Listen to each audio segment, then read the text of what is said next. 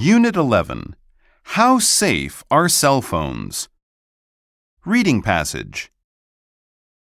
Cell phones are our most common and perhaps most important devices. In fact, there are more than 4 billion users worldwide. But how safe are cell phones? The question is getting a lot of attention. In today's world, we are always connected. Talking and texting while driving are commonplace.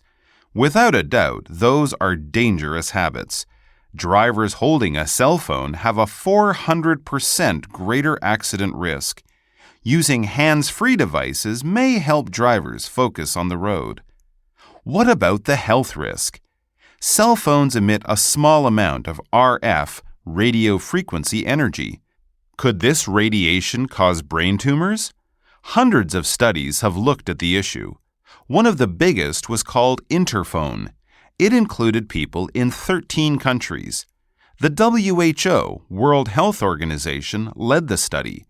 It found no health risk from cell phone use. Yet, many scientists issue a caution. They are calling for longer studies across years or decades. Some suggest keeping cell phones away from one's body. That keeps RF levels even lower.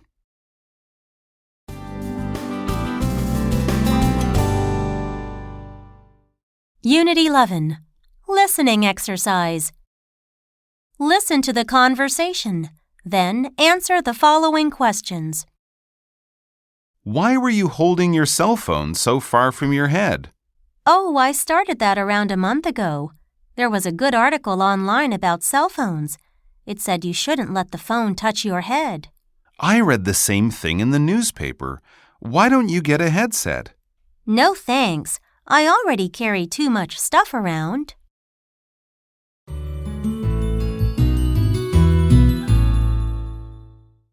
Unit 11. Listening activity. Listen to the announcement. Then fill in the information in the chart. Cell phone users, listen up. Springfield has a new law. Starting Monday, talking on a phone while driving will be against the law. During the first month of the new law, drivers will get a warning. After that, the police will start giving out tickets. The fine will be $50.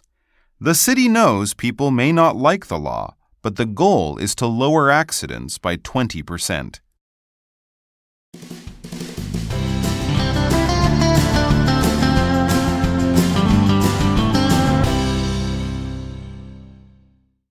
Unit 12.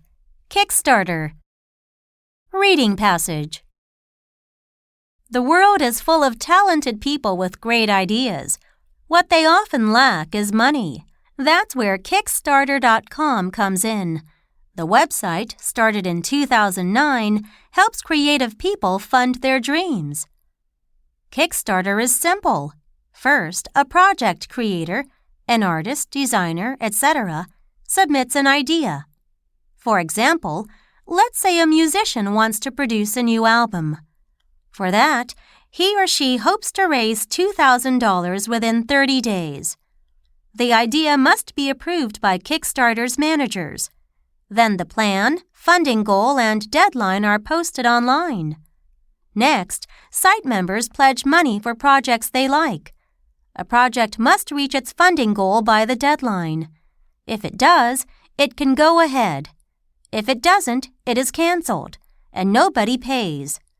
Project creators reward donors for supporting successful projects. Donors may receive a CD, poster, T-shirt, etc. By 2014, more than $1.2 billion was raised for 74,000-plus projects. Some, like films, can raise large sums.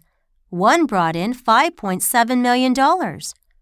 Most projects are much smaller, yet the hopes and dreams behind them are anything but.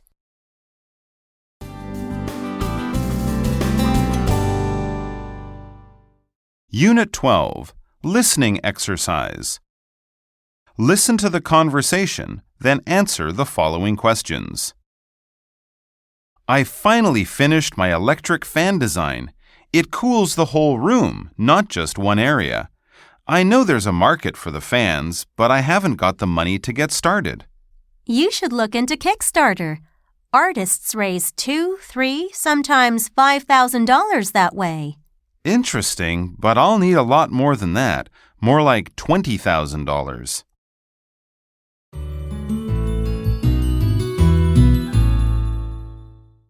Unit 12, Listening Activity.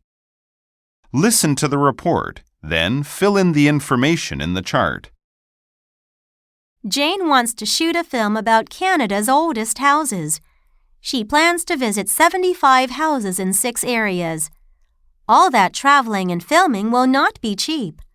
Jane will need $13,000 for the project. Her Kickstarter fundraiser started last week. So far, 37 people have pledged money. Donors who pledge $25 or more will get a copy of the DVD.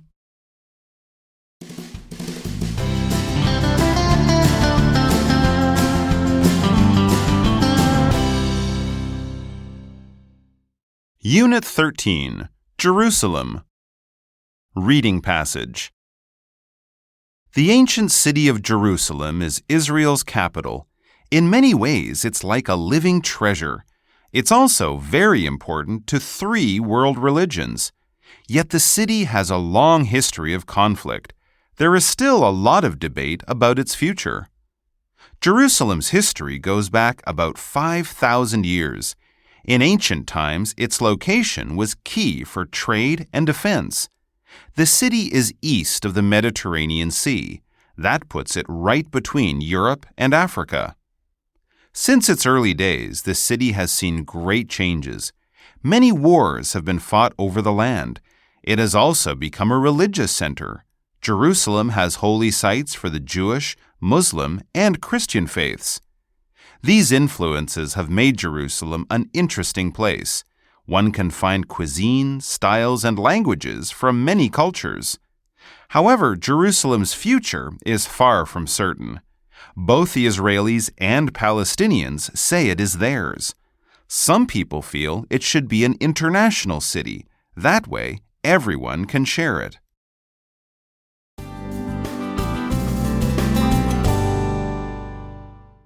Unit 13, Listening Exercise. Listen to the conversation, then answer the following questions. We're thinking of going to Jerusalem in December. It's been our dream for years, but it's a 13-hour flight each way. Wow, so that would be 2 whole days spent traveling. I hear it's beautiful, but is it a safe place to travel? I think so. It would only be for 6 days. Plus, we'd be with a tour group.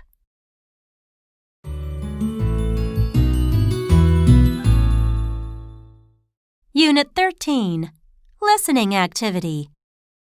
Listen to the talk. Then fill in the information in the chart. Welcome to the walking tour of Jerusalem's Old City. We'll start by walking along part of the city wall. First, here's some basic information. The wall was built in 1538. It goes around the Old City and is 4.5 kilometers long. There are a total of 11 gates. However, some of them are closed. We'll start the tour right here at Lions Gate.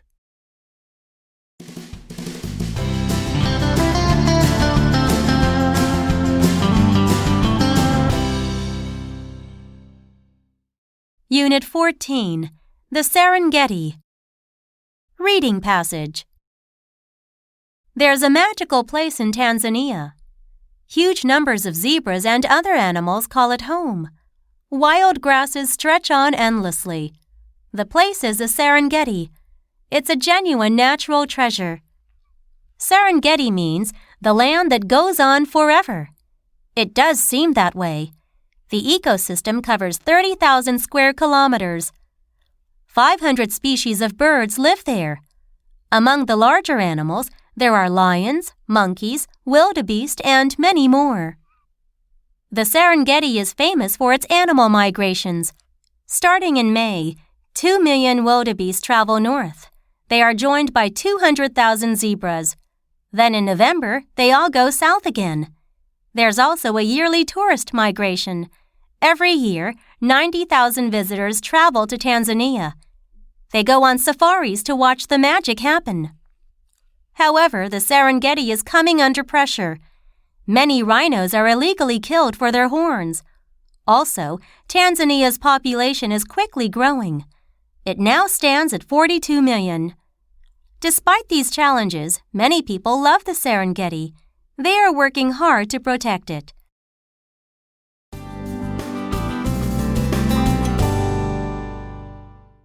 Unit 14. Listening exercise. Listen to the conversation, then answer the following questions. I saw your Tanzania trip photos. You were really close to those elephants. We had a great guide. He's been in the business 15 years. We also saw a few lions and zebras, but they were further away. Were you scared? Yeah, at first it was a little scary, but we got used to it.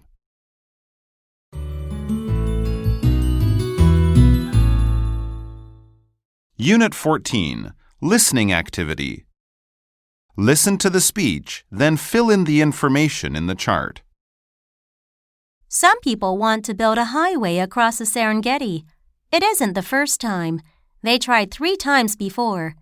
Our group needs to stop them again. The first step is to raise money.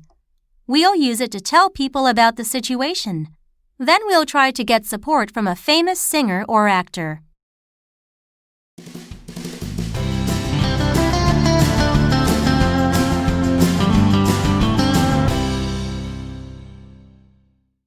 Unit 15. Fair Trade. Reading passage. International trade helps drive economic growth.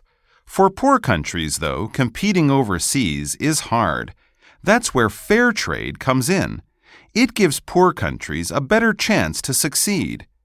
Fair trade begins with standards. For example, producers must treat workers well.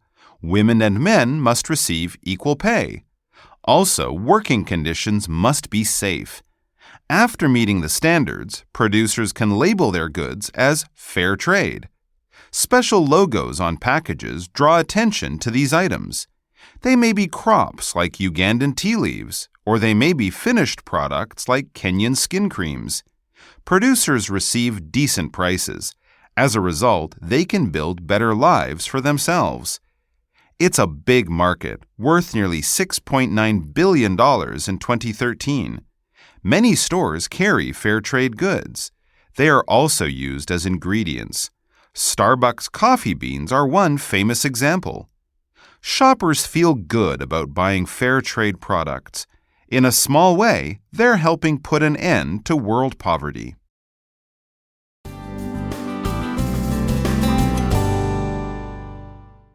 Unit 15. Listening exercise. Listen to the conversation. Then answer the following questions. Bill, look at this shirt. It would be perfect for garden work. You're right, it would. It's nice and bright.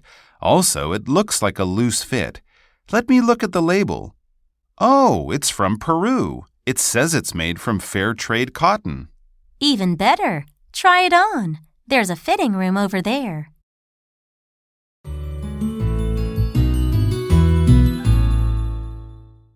Unit 15. Listening activity. Listen to the report, then fill in the information in the chart. Next Saturday, we will hold the 5th Annual Fair Trade Festival.